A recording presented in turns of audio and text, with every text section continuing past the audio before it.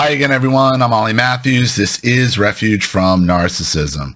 And this refugee video is a sponsored video sponsored by Teresa for Anonymous. And here is Anonymous's story, who is a male.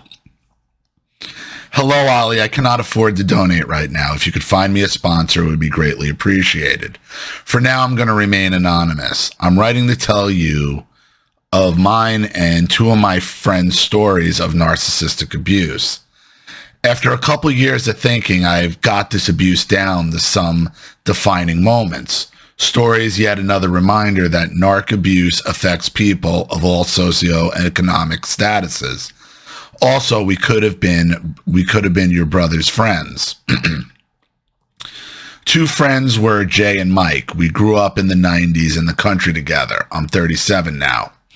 We lived on the outskirts of a small town. Our houses were in a small cluster of three.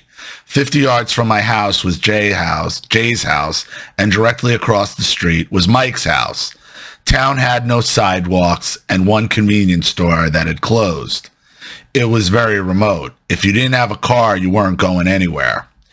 Each house consisted of one borderline parent, with the other parent also a narcissist. Also, if you're 37, they're boomers. Not uncommon. Not uncommon. Because we know cluster B personality disorders, borderline, narcissism, histrionics, rampant in the baby boomers. And I've made that point as well.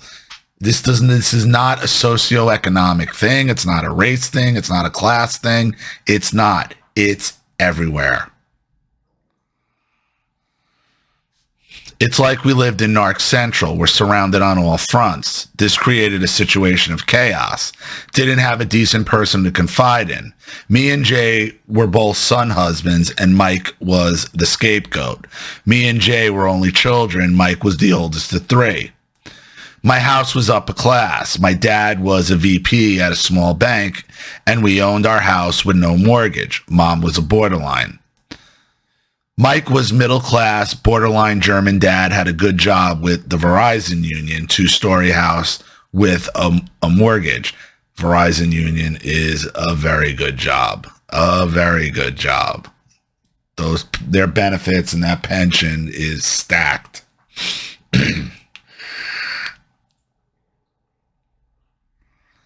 Jay was lower class with both alcoholic parents. Stepdad was stereotypical white trash from Ohio. Mom was borderline and just plain crazy. Both drank a gallon of vodka, and that was on a weekday. Borderline mom was a secretary. By high school, we were all smoking weed together regularly. We'd smoke in Jay's room. The goal was to get more stoned each day. High school was when I began getting a little clarity. I would lean my head back on the couch and think. I tried to make sense of the chaos. I was putting small pieces together. After thinking for so long, I felt a little spark come into my soul, or my heart of hearts. It was the voice of truth. It told me this is abuse. All three of you are being abused. Still in high school, smoking weed in Jay's room. We were 16 at the time.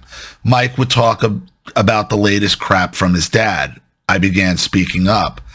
I'd say, do you know what this is all about? I said all three of us are being abused. I remember pointing at myself saying my parents are screwed. Pointing at both of them saying your parents are screwed and your parents are screwed. We're all being abused. They'd deny it. Mike would say the son husband stuff, saying, you know your mom loves you. Yeah. That's what's frustrating. I'm surprised you're having this much clarity at 16, especially smoking weed that young, and obviously I'm not against weed. I'm against it at that age, though, because it alters your brain. It does. When you smoke weed too young, it alters your brain. Your brain is not fully functioned until 24, 25 as a male.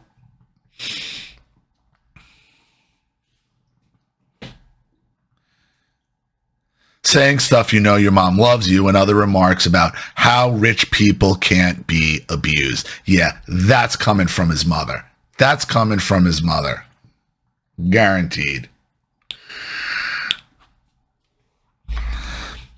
Because that was classic out of my mother's one of my mother's tactics, was pointing out how much worse everyone else's mother was. You know, this one, so and so, that one doesn't do this one, that one. I'm like, we're not talking about, and I was at least smart enough then to call. I'm like, yeah, well, we're not talking about her. We're talking about you. And I knew at the time you're only saying that because you know you're freaking worse. That's why.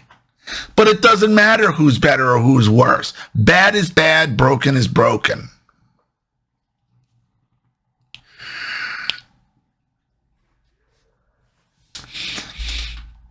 And other remarks about how rich people can't be abused. The son-husband abuse, I could never fully explain why it was abuse. I could feel it, just not explain it.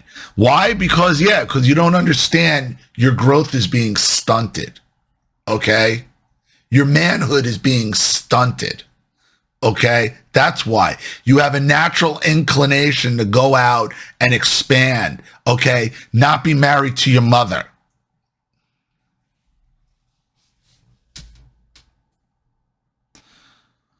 What I really wanted was just a conversation about what was happening to us and some validation as well. I'd say, Mike, look what you just said 2 seconds ago about your dad. Yesterday it was something else. And do you remember what he did last week? And remember the big thing he did last year? Is that the right thing to do to somebody? It ain't. It's abuse. Mike would just defend and abuse. Yeah, like my brother. My brother would bitch about singular incidents as they fucking happened, as if the other incidents hadn't happened in the past. Every time. Every time. And then you have to walk them down just like you did. Okay, what about this? What about that? How do you even... When my father wished my brother dead, said, you should have died on that slab. When my father, as my brother's going in to have, he was seeing a urologist, he had a strangulated testicle, like his balls twisted him. It sucked, believe me. It's like getting kicked in the nuts out of nowhere. You just would drop. So as they're about to wheel him into the OR, my father, doctor, the surgeon, is trying to explain to my brother the process. And I've told this story. My father started, I got this thing on my side. And when my brother called him on that, like a year later, my father goes, you should have fucking died on that slab. So like before I cut my brother out, and the whole thing went down with him. One of the times we were talking and he's like yelling at, like, I think it was when my father attacked him in his own living room out in Colorado. I was already done with them. So I was here, he was there. And I'm like, this surprises you? He's like, well, yeah. I'm like, bro, do you not remember? You should have died on that slab. That's all I said to him. He's like, how do you remember that? I'm like, how do you forget it?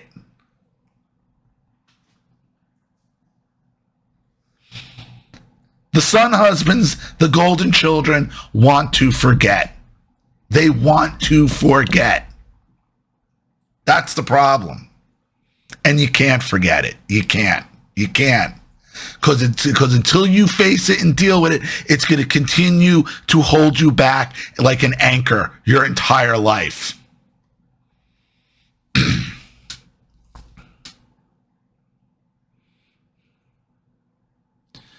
Mike would just defend the abuse. He'd say the shit is what it is. If pressed too hard, Mike's default response was, I'm going to tell my dad. I always tried pointing out stuff to Jay. Remember when you said you cried yourself to sleep in kindergarten because your biological father wasn't there and you knew he was out smoking crack? The fact that you knew his activities at 5 years old is abuse. Jay would just shut down. If I pressed him harder, his defense mechanism was reciting rap lyrics. That's a woman thing to do, to start singing. Yeah, because he's been son husbanded. So he only knows how to deal with, he's like an abused woman. He only knows how to deal from what he's learned from his mother. That's it. That's it.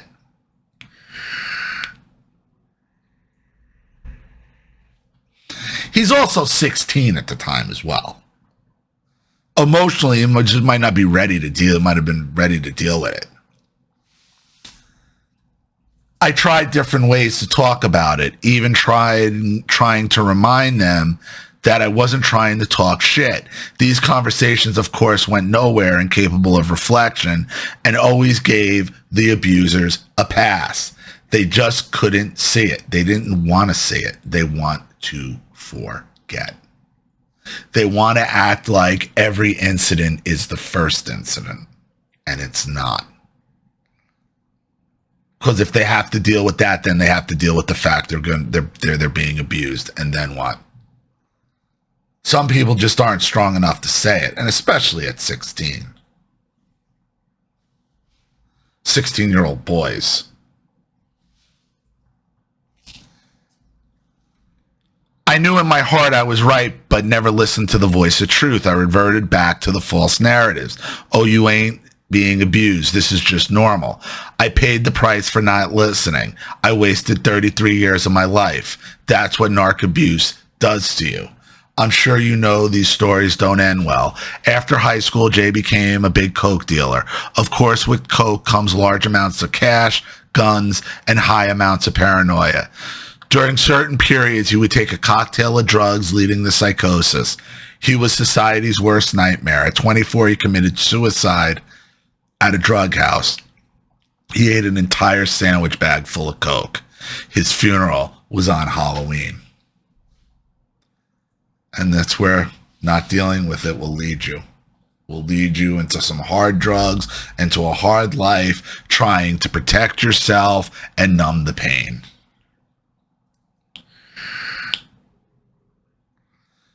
Because the son husband, okay, especially the baby boomers son husbands just want to forget. And they act like every incident is the first incident. And then what do you get? You get a coked out suicide at 24 years old.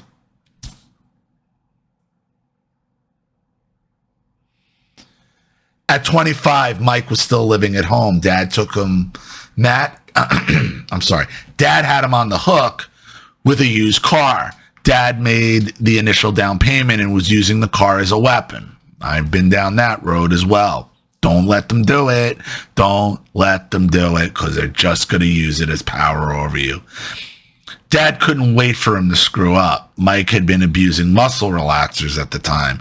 He had a 2 or 3 month supply in one bottle. He gets the car, decides to drink and drive with another friend, backs the car into a concrete post in a parking garage. They got out, looked at the damage. Mike says, Dad's going to kill me. He tried to swallow the whole bottle. Friend smacked the bottle out of his hand. He got down a lot, though. Friend didn't call the ambulance and left him there on his own. A random person found him the next morning. He was wandering around the apartment complex, incoherent in his underwear. He went to the hospital and lived. 2 years ago, I talked to Mike, and he was working as a janitor. He had just gotten laid off due to COVID and was talking about moving back with Dad. I told him not to and to watch your channel.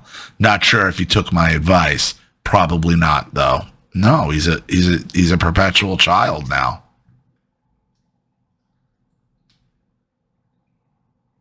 And if he's taking muscle relaxers and driving, that's a dangerous thing.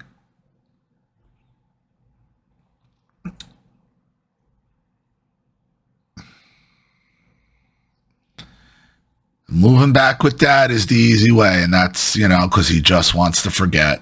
He just wants to forget. I haven't really done much with my life either. I moved a couple states away. I've been driving a semi for a few years now. My biggest accomplishment has been driving all 48 continental states. I have a local route now, home every day. I'm going to tell you all the effects this abuse has had on me. I like my job because I don't have to socialize with others. I have no friends, don't know what a friendship is, or even how to have friends. Listen. You're in a community of introverts here. It's just easier. It's just easier. It gets lonely and it's tough and you lock yourself away, but I get it. I get it. A year ago, I had another driver randomly calling me to talk.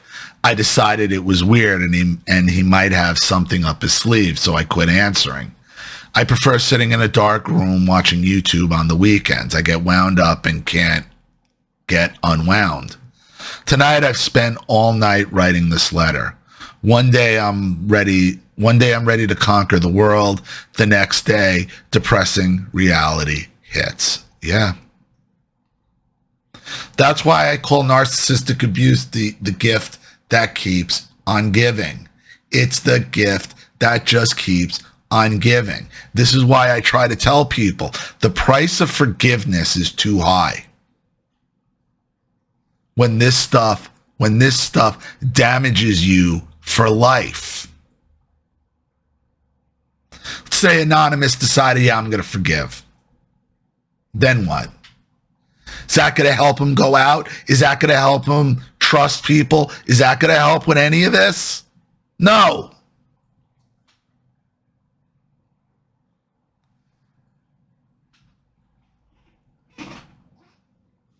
You just got to go. I mean, you just got to go out. And, it's hard. And listen, I don't like being out either. Sometimes I just got to force myself to go outside. You just have to. And the problem is, when you've dealt with this and you've dealt with this type of abuse, you do begin to see it everywhere. And you see through these other people that you have no emotion. If you have no emotional connection to somebody and they got a personality disorder and those red flags are popping. Those red flags are popping. And it's just like, you know what? I just want to go back in my apartment, turn on my friggin' pretty lights, and chill out. And that's it. I would suggest maybe trying some online chat programs as well, not porn ones. Okay, there's plenty of chat programs where there's chat rooms and stuff, but those can be very toxic as well. Those are riddled with personality disorder as well. The nice thing is, all you got to do is X out and go. Those chat programs are basically filled with introverts. Filled with introverts. So it's a way to at least have some kind of human connection with other people, okay? Without having them being on top of you, having to go somewhere, deal with loud noise, deal with shit. I mean, they got chat rooms for everything. For politics, music, sports, wrestling, you name it. Spirituality, religion. Just find a chat room in your interests. Trucking simulators. They got all that stuff. Sometimes you got to bring the indoors to you. And one of the good things about the internet allows you to do that. Makes it a lot easier to pick and choose your friends and who you want around and who you want to talk to.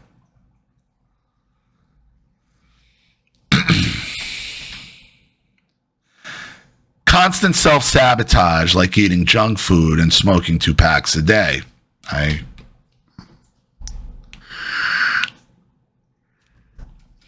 4 packs a day I quit. Okay, and I went back to this for just 0.3 of nicotine for weight control.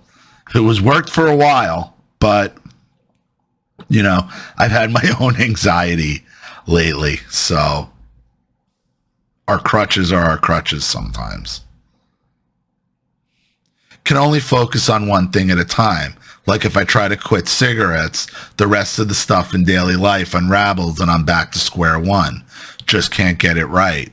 Seems like a kid that hasn't grown up. Sometimes I'm good and I can push through, but the effects of abuse come right back. I've had to resign myself to the fact it's not going away. Should have listened to the voice of truth and left at 18. If I'm a narc myself, I don't know. Thank you, Ollie, for your channel. It's gold. And I'll have to write again at some point.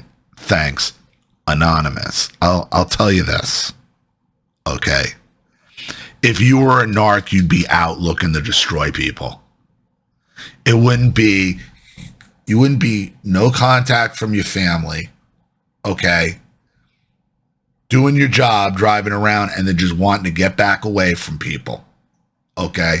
And you sure you wouldn't be writing me under anonymous either. Because you'd want everybody to know, hey, I'm a victim. I'm a victim. But you are a victim. You are a real victim. It's not like a narcissist when they come out and say, hi, I'm John, and I'm and I'm a victim. No.